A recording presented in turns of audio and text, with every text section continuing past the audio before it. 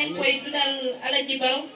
Bandiraɓe mi salmini moni kala mbaɗi inde mum e mbaɗi yettode mum goto kala to suuɓi e ɓernde mum salminte e weltowo weytoɗo salminama ɗum calminaɗi tedduɗi mboɗo waɗana men ɗo yimre ceerno mawɗo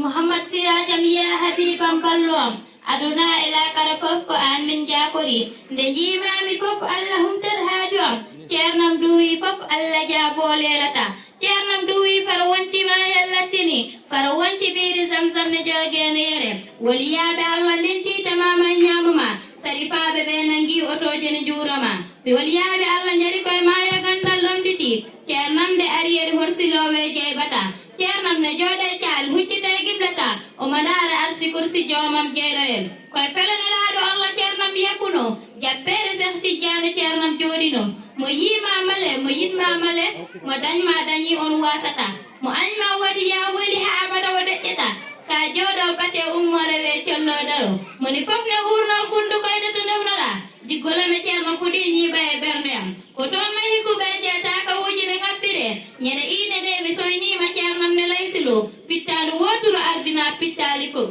almuɓe Cheikh Tidiane tine beltude saabu golle moƴƴe koye bannankeje wattete darasalamu ko Allah huɗidani ceerno men mo yitma mo añma fof ko jomum rokkuma so Allah huɓɓi foyre jomum jellito